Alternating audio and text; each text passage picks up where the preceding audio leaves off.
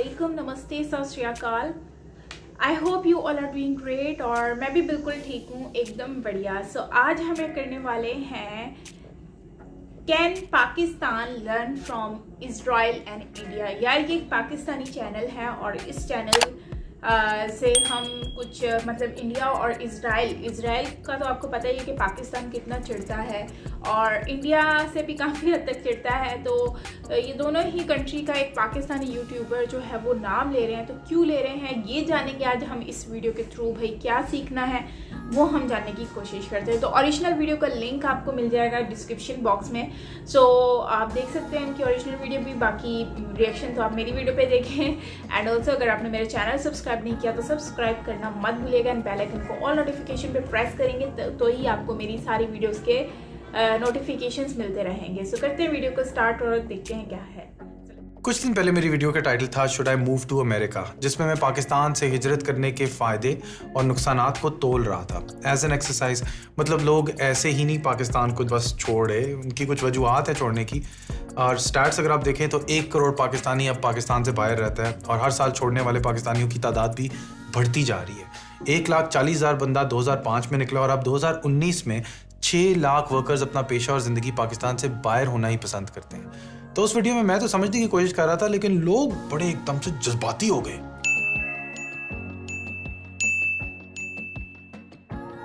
वही बंदा जो गली में कचरा फेंकते वक्त कहता है अबे मेरे बाप का घर थोड़ी है, किसी और को पाकिस्तान छोड़ने की खबर पे उसकी मुहिब्बुल वतनी जाग उठती है। वही बंदा जो आज़ादी के जश्न मनाने में हवाई फायरिंग करते वक्त नहीं सोचता कि जिस गोली ने ऊपर जाना है उसने वापस नीचे भी तो आना है। नेशनलिज्म के नाम पे जहालत भी बेची जा सकती है ब्रो।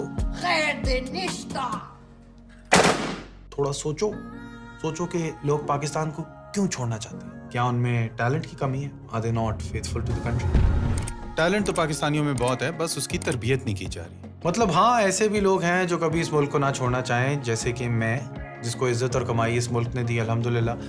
तो वो तो नहीं छोड़ना चाहेंगे ना।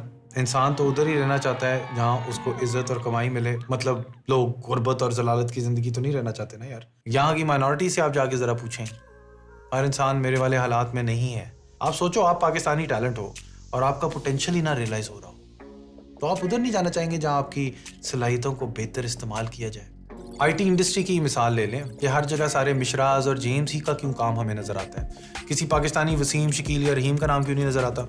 तुम्हारे भी कोई दोस्त होंगे आईटी के अंदर, उनसे ही पूछ लो, क्या उनको किसी यहूदी ने रोका हुआ है? क्या उनको किसी एजेंसी ने रोका हुआ है? तो लो जी, मजे की बात यह है कि हमने अपने आप को ही आगे बढ़ने से रोका हुआ है। पाकिस्तान में एक डेवलपर कोड लिखता है, दुनिया की बड़ी बड़ी ऐप्स को चलाने में उसका बड़ा हाथ होता है, लेकिन उसके अपने नाम से उसको कोई नहीं जानता, क्योंकि हम अपने लोकल टैलेंट को गोरे के नाम से बेचते हैं। This is Ehsan Khan. I'm an Asian, British Asian actor. जिस मुल्क में शनाख्ती कार्ड तो है लेकिन टैलेंट को उसके अपने नाम से ही नहीं पहचाना जाता, तो उस मुल्क के नौजवान की मोटिवेशन का लेवल क्या होगा भाई? मुल्क ऐसे ही नहीं छोड़ के जाना चाहती ना वहाँ। कभी कभी तो लगता है कि भाई क्या बनेगा, लेकिन अभी कुछ ऐसे नासिर हैं जो शायद सिस्टम में चेंज ले आए। असल में हम पाकिस्तानियों की बात ही यही है कि हम हार नहीं मानते।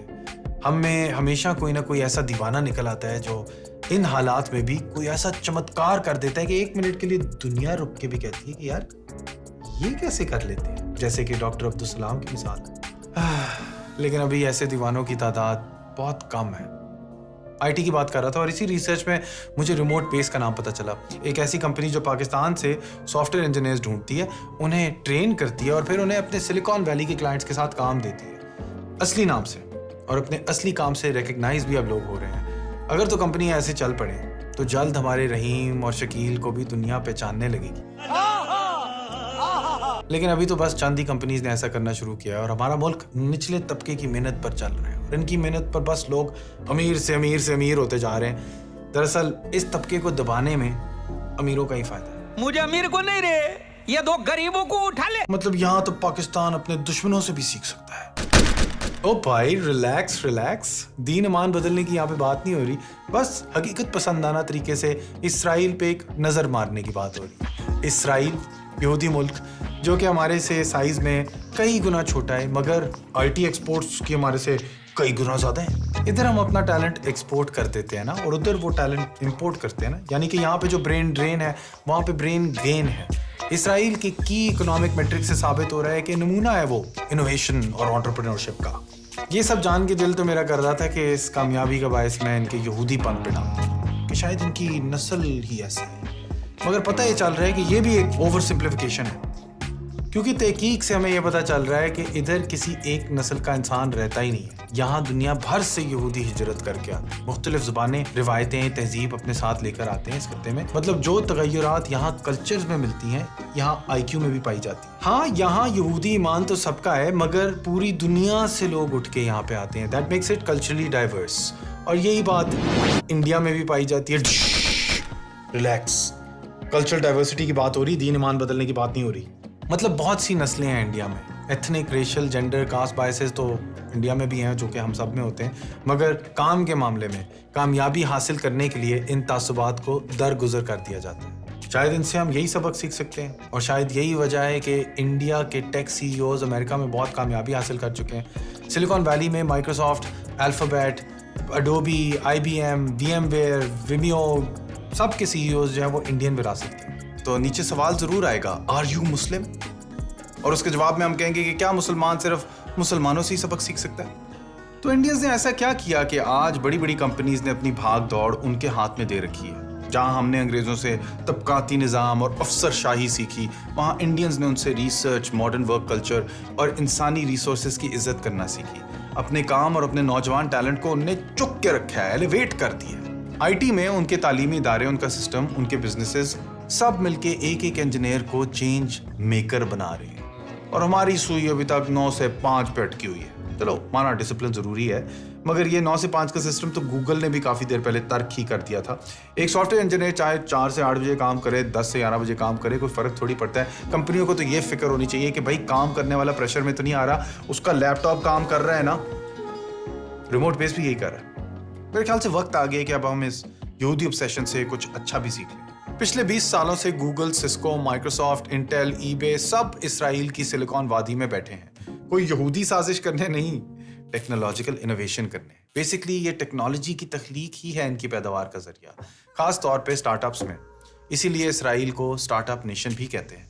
इमिग्रेशन का भी कोई छोटा किरदार नहीं है इसराइल की तरक्की में।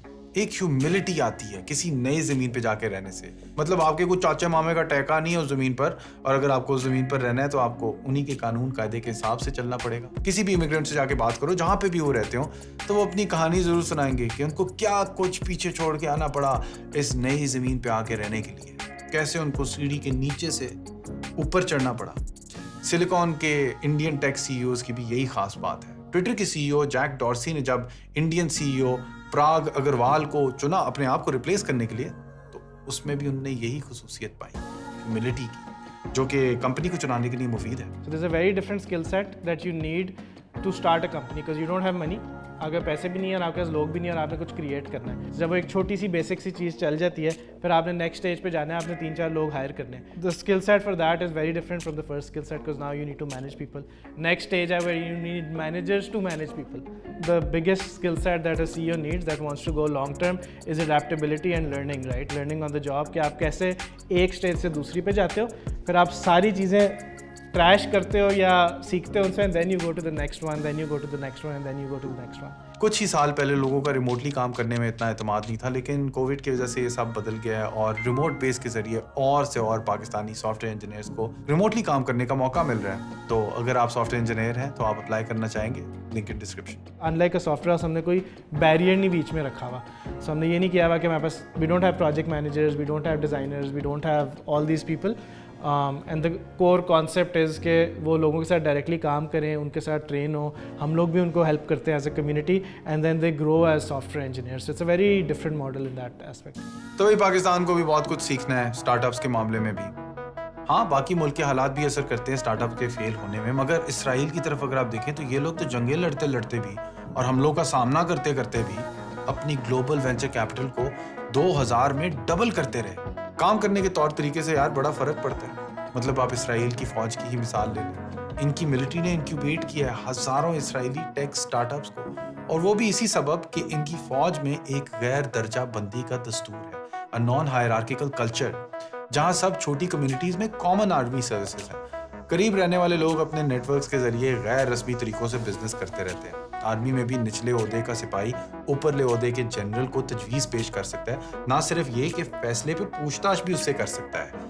मकसद अपना टैका जमाना नहीं है, मगर अच्छे और एफिशिएंट फैसले करना है। हम यहाँ पे VIP कल्चर के अभी मनफी नताइज भुगत रहे हैं, जहाँ पे किसी से सवाल नहीं उठाया जा सकता। बस सेठ साहब ने पैर ऊपर रखने और कहना है, शट अप! ये मेरा एरिया है और एरिया में कोई भी इंटरेस्ट नहीं करना, ओके? एक अच्छी बात इसराइल की है कि यहाँ पे कोई समाजी तासुब नहीं नाकामी का, कि आम आदमी को भी यहाँ पे पता है कि जीतने के लिए बार बार हारना जरूरी है और नुस्खा एक ही है कि काम करते रहो। तो वो अपने प्रोजेक्ट को सियासी और मुआशी सूरत हाल के बावजूद डेवलप करते रहे। तो अगर आप तमीज से काम नहीं करोगे तो कहाँ छुपोगे, किसी एक शहर से दूसरे शहर कहाँ भागोगे?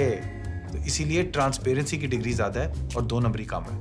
इसराइल में जो अफरा तफरी के हालात हैं वो भी बहुत मुफीद होते हैं स्टार्टअप कल्चर्स के लिए। मुसलसल तब्दील होते हुए माहौल में तरतीब आपका दोस्त नहीं, और टेक्नोलॉजिकल इनोवेशन के लिए ये भी चीज़ मुफीद है। इसको कम्प्लेक्सिटी साइंस में हम एज ऑफ केओस के फिनोमेना से डिस्क्राइब करते हैं। ये एज ऑफ केओस हम पाकिस्तान में भी एक्सपीरियंस करते हैं और कुछ पाकिस्तानी स्टार्टअप्स इसको इस्तेमाल कर रही हैं अपने आप को सक्सेसफुल बनाने के लिए, जैसे कि एयरलिफ्ट, बाजार, ज़मीन बाई किया। मगर जहां इंडिया में 85 यूनिकॉर्न कंपनीज हैं अब, और इसराइल में जन्म ली हुई टेक स्टार्टअप्स भी 79 यूनिकॉर्न्स बन चुकी हैं, पाकिस्तान में एक भी नहीं। Hello, darkness, my old friend. देखा आपने लापरवाही का नतीजा है। मतलब इतनी भी मायूसी मत लो इस बात पर, क्योंकि 2020 से 2021 में पाकिस्तान की इंफॉर्मेशन टेक्नोलॉजी के सेक्टर में 40% ग्रोथ आई है। IT और IT इनेबल सर्विसेज में हाईएस्ट ग्रोथ रेट है ये compare to all other industries in this region. March 2021 में पाकिस्तान के ब्रॉडबैंड कनेक्शंस 100 मिलियन टच कर गए। Micro enterprises, independent consultants and freelancers have contributed around $500 million to the IT and ITES exports, and the annual domestic revenue exceeds $1 billion. Remote base भी America से dollar Pakistan ही ला रहा है, adding to the IT exports. मगर India का $79 billion है. That's almost 79 times more than Pakistan. अगर Israel की सूरत हाल पाकिस्तान से इतनी ही मुख्तलिफ है तो क्या पाकिस्तान उससे कुछ सीख भी सकता है? एक मुल्क ना एक तरह से एक ख्वाबों की फैक्ट्री होता है, और लोगों को जिस चीज़ के ख्वाब दिखाए जाते हैं ना, वो उसी की तरफ फिर जद्दोजहद करने लग जाते हैं। यहाँ पे किसी को महबूब को अपने कदमों में लाने के ख्वाब दिखाए जाते हैं और साथ सांडे का तेल बेचा जाता है। किसी को मवाक़े की ज़मीन के ख्वाब दिखाए जाते हैं और उसको फिर USA का वर्क वीज़ा बेचा जाता है। हमारे तो फिर ख्वाब भी ऐसे ही है ना। अगर कुछ सीखा जा सकता है तो वो इसराइल की माओ से है, जिनने पहचाना कि स्टार्टअप्स में और वैसे भी दुनिया में कामयाब होने के लिए होते हैं चांस कम, तो कोशिश करना, नाकाम होना ज़रूरी है, और अपनी नाकामियों को छुपाना भी ज़रूरी नहीं है। चलना भी इंसान गिर गिर के ही सीखता है, जिसके लिए चाहिए होती है हिम्मत। तो हिम्मत चाहिए कुछ फ़र्क और नया करने के लिए, मार्केट को डिसरप्ट करने के लिए। रिमोट पेस ने भी एक नया मॉडल लाने की हिम्मत की, जो कि रिवायती लोग कहते थे कि कभी भी पाकिस्तान में नहीं चलेगा, मगर इनने कर दिखाया ना। हिम्मत की और माजी की नाकामियों को हाल की कामयाबी में तब्दील कर दिया। तो तुम भी हिम्मत करो और कुछ नया कर दिखाओ। मैं भी जाके अब थोड़ी कोशिश करता हूँ, निकलता हूँ। गुरु आउट।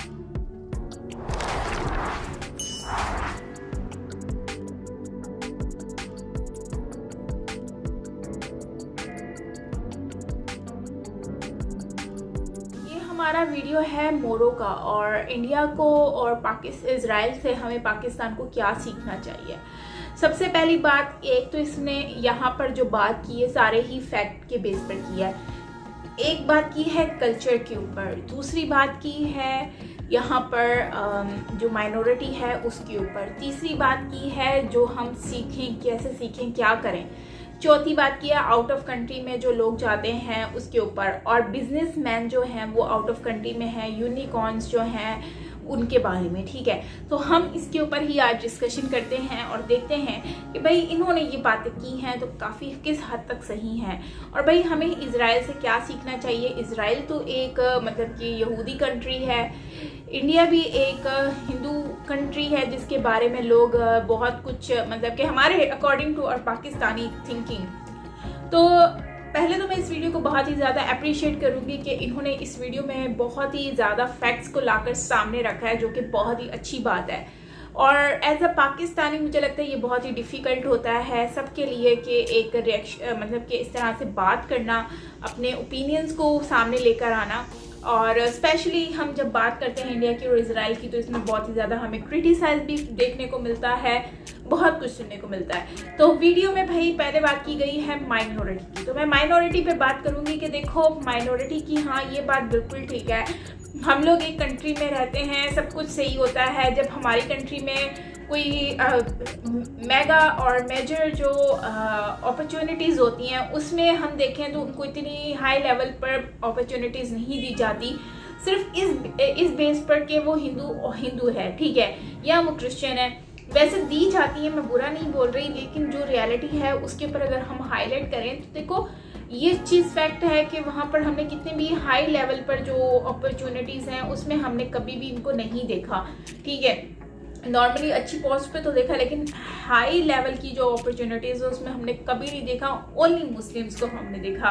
तो इस बात से हम आइडिया लगा सकते हैं कि माइनॉरिटी एक फेस होता है जो कि हमारी कंट्री को रिप्रेजेंट करता है, और हम माइनॉरिटीज़ को किस तरह से रखते हैं ये चीज़ बहुत ही ज़्यादा वैल्यू रखती है। जब हमारी माइनॉरिटीज़ के साथ इक्वली बिहेव नहीं किया जाएगा, उनको उनके सेम वैसे ही नहीं रखा जाएगा जैसे हमारी मेजॉरिटी है, तो उससे जाहिर सी बात है फिर हमारा नेगेटिव फेस भी जाएगा। और जब वही माइनॉरिटी अगर जाकर अदर कंट्री में जाके कुछ अच्छा काम कर लेती है तो हम ये बोलते हैं कि भाई वो तो बहुत ही अच्छा है, उसने तो मतलब कि वो उसने हमारा फ़ख्र से नाम ऊंचा कर दिया है, ढींग फलान। तो इसलिए हमें इस चीज़ पे फोकस करना चाहिए कि हमें इक्वल रहना चाहिए, माइनॉरिटीज़ को बराबर रखना चाहिए, उनके राइट्स देने चाहिए, और ये फोर्सफुली जो कन्वर्जन है इसको भी कंट्रोल करना चाहिए, क्योंकि ये बहुत ही बुरी बात है और शर्मिंदगी इससे भी होती है, जाहिर सी बात है हमारी कंट्री को। सेकेंड थिंग इज़ के अपॉर्चुनिटीज़ एंड यूनिकॉर्न्स। टैलेंट हम सबके बीच में है, क्योंकि इंडिया में भी है तो पाकिस्तान में भी जाहिर सी बात है, क्योंकि इंडिया और पाकिस्तान तो एक ही थे, कोई इनमें इतना डिफरेंस तो था नहीं। जब डिवाइड हुए उसके बाद भाई क्या डिवाइड हो गया, अक्ल ज़्यादा इंडिया वालों के पास चली गई, पाकिस्तान में कम आ गई, ऐसा नहीं है, दोनों में टैलेंट बराबर है, और जिसके बाद दिमाग है जाहिर सी बात है उसमें टैलेंट भी है। लेकिन मसला ये है कि इसको हम यूज़ नहीं करते, और हमारी एजुकेशन और हमारी परवरिश इस तरह से की जाती है कि उसके बाद हमारे माइंड कॉन्सेप्ट एक ही चीज़ पर लगा दिया जाता है कि भाई हम बड़े होंगे, जो हमने बस बिजनेस संभालना है अपना, या फिर हम लोगों ने जो है वो मजदूरी करनी है, या फिर हमने यहाँ में ग्रेजुएशन करना है और हमने एक ऑफिस की जॉब करनी है। कभी हमने आईडी के ऊपर सोचा ही नहीं। हम लोग, हालांकि इजराइल से बहुत बड़ी कंट्री है हमारी, 2-4-5 गुना ज़्यादा होगी, लेकिन फिर भी हम लोगों ने कभी ना इजराइल से सीखा, ना ही हमने इंडिया से सीखा। इवन दो हम मुस्लिम कंट्रीज़ हैं, हम लोग हमेशा रिलीजन के ऊपर बात करते हैं, लेकिन अगर हम देखें तो हमारे ही मुस्लिम लोग गैर मुस्लिम कंट्रीज़ में जाकर एजुकेशन हासिल करते हैं, वहाँ पर जॉब अपॉर्चुनिटीज़ लेते हैं, हर चीज़ उनको वहाँ पर मिल रही होती है। तो इसलिए मज़हब को मेरे ख्याल से बीच में लाना भी नहीं चाहिए, और जो है वो हमें इन लोगों से सीखने की बहुत ज़्यादा ज़रूरत है। इससे क्या होता है कि हम लोगों का माइंडसेट चेंज होगा। अच्छा, एक ये भी चीज़ है कि हमारे वुमेन एम्पावरमेंट की बहुत यहाँ पर किल्लत है। एक्चुअली होता है यहाँ पर ये कि एजुकेशन के ऊपर जब हम बात करते हैं तो फीमेल्स की एजुकेशन पे बहुत ज़्यादा पाबंदियाँ स्टार्ट हो जाती हैं। आजकल के दौर में तो ऐसा नहीं है, लेकिन एक बात ये क्लियर है कि हमारी आज की जनरेशन का जो है ना, हमारी आज के लोग जो हैं, माएँ जो हैं, वो हमारे आने वाली जनरेशन का फेस है। मतलब कि अगर आज की हमारी माएँ एजुकेटेड होंगी और समझदार होंगी, अच्छी परवरिश करेंगी, तो आने वाली जनरेशन जो है वो स्ट्रॉन्ग होगी और वो हमारा अच्छा फ्यूचर होगा, ब्राइट होगा। लेकिन अगर हम लोग वुमेन हमारी आज की स्ट्रॉन्ग नहीं है, वेल एजुकेटेड नहीं है, उनको पता ही नहीं है, क्योंकि एजुकेशन की है आपकी सोच को हाईलाइट करती है। मतलब आपके जो बच्चे होते हैं उनको, अपनी ख़ानदान को, कहते हैं नस्लों को औरत जो है वो आबाद कर दे या तो बर्बाद कर दे। तो अगर अच्छी एजुकेशन देगी, अच्छी परवरिश करेगी, तो वो अच्छी जो है वो अच्छे लोगों में, मतलब उनकी जनरेशन अच्छी होगी और वो अपनी कंट्री को अच्छे से सर्व कर सकेगी। यूनिकॉर्न्स की बात करें तो यूनिकॉर्न्स में हमारे यहाँ पर ये कि आईडी का कुछ सिस्टम ही नहीं है, और अगर यूनिकॉर्न्स की बात करें तो वो सारे ही जिन बिजनेसमैन वो सारे आउट ऑफ कंट्री में बैठे हुए हैं। बिजनेस पैसा ज़्यादातर बाहर लगाया जाता है, हमारी कंट्री में लगाया नहीं जाता। अगर यहीं पर ये लोग बिजनेसमैन यहाँ पर बिजनेस कर लें तो उससे क्या होगा कि हमारी कंट्री में पैसे भी हमारी कंट्री में ही रहेंगे और हमारे जो एम्प्लॉयमेंट है वो भी कम हो जाएगी, लोगों को बाहर जाने की ज़रूरत नहीं पड़ेगी। यही हम लोगों का खूबसूरत तरीन मुल्क बन सकता है जहाँ पर हम ज़्यादा से ज़्यादा जॉब अपॉर्चुनिटीज़ दे सकते हैं और हमारे यहाँ पर बल्कि दूसरी कंट्री से लोग आएंगे, जैसे इजराइल में दूसरी कंट्री से लोग जा रहे हैं, दुबई में जा रहे हैं, इंडिया के लोग दुबई में जाके जो है वो आईटी पे काम कर रहे हैं, मतलब सारे इंडियन आईटी में हैं दुबई में। तो इट्स मीन कि हम लोग पीछे रह गए हैं, हम सिर्फ एक चीज़ के पीछे हैं, हम लोग सिर्फ मज़हब के पीछे हैं। तो हमें इस चीज़ को अपने माइंड से निकालना होगा कि मज़हब अलग है और एजुकेशन और जो हमारा बिजनेस है वो एक अलग है। हर चीज़ को एक अलग लेवल पर ही रखना होता है, तभी हम लोग आगे बढ़ सकते हैं। तो आपका क्या कहना है इसके बारे में ज़रूर शेयर कीजिएगा मुझसे कमेंट सेक्शन में, मुझे अच्छा लगेगा क्योंकि यार ये बात इन्होंने बहुत ही ज़बरदस्त कही है और मुझे बहुत अच्छा लगा कि एटलीस्ट लोगों को इसके ऊपर आना चाहिए। और हम लोग हमेशा ये सोचते हैं हमें मुहब्बे वतन है, लेकिन हमने कभी अपनी कंट्री के लिए कुछ किया ही नहीं है। हम लोग बस ये सोच के बैठे हैं कि हम खुद गर्ज बन चुके हैं, हम अपने बारे में सोचते हैं, हमने कभी अपनी कंट्री को डेवलप किया ही नहीं है। हम लोगों के पास थोड़ा पैसा आता है, हम आउट ऑफ कंट्री में जाके सेटल हो जाते हैं, वहाँ पर लगाना शुरू कर देते हैं, लेकिन कभी हमने ये नहीं सोचा कि हम अपनी कंट्री में ही जॉब्स वगैरह क्रिएट करने की कोशिश करें। दूसरा, हम लोग को इतना डर लगता है कि हम बिजनेस करने से डरते हैं कि भाई कहीं धोखा ना हो जाए, कहीं पर हमें नुकसान ना हो जाए। जब तक हम रिस्क नहीं लेंगे तब तक हम कामयाब कैसे होंगे, तब हम आगे कैसे बढ़ेंगे, किस तरह से हम डेवलपमेंट कर सकेंगे। नुकसान होगा, रिस्क लेंगे तभी हम आगे बढ़ सकेंगे, कामयाब भी होंगे। जब हमारे पास कुछ है ही नहीं तो हम आगे कैसे बढ़ेंगे। तो आपने बताना है कमेंट सेक्शन में अपनी राय का इजहार कि आपका क्या कहना है। बाकी ओवरऑल मुझे तो इनका वीडियो बहुत अच्छा लगा और आई होप कि आपको भी अच्छा लगा होगा। और लास्ट में मैं यही कहूँगी कि यार इंडियन और इजराइल ने बहुत तरक्की की है और सिर्फ इसी वजह से ही क्योंकि उन्होंने सबको इक्वल रखा है और अपनी एजुकेशन पे बहुत ज़्यादा फोकस किया है, फीमेल की एजुकेशन पे बहुत ज़्यादा फोकस किया है। इंडियन बिजनेसमैन सारे इंडिया में ही बैठे हुए और इंडियन यूनिकॉर्न्स इतने ज़्यादा हैं कि उनको बाहर जाने की ज़रूरत नहीं, अगर जाते भी हैं तो वो उनका शौक है। सो हमें भी कुछ इस तरह की जॉब्स अपॉर्चुनिटीज़ को क्रिएट करने की ज़रूरत है। यूनिकॉर्न्स जो कंपनीज हैं उनको यहाँ पर आने की ज़रूरत है। हमारे जो लोग हैं जो आउट ऑफ कंट्री में बस चुके हैं, भूल गए हैं कि वो यहाँ पर पाकिस्तान में बहुत कुछ कर सकते हैं, लेकिन वो करते नहीं हैं। तो आपका क्या कहना है इसके बारे में ज़रूर शेयर कीजिएगा कमेंट सेक्शन में। बाकी मिलते हैं नेक्स्ट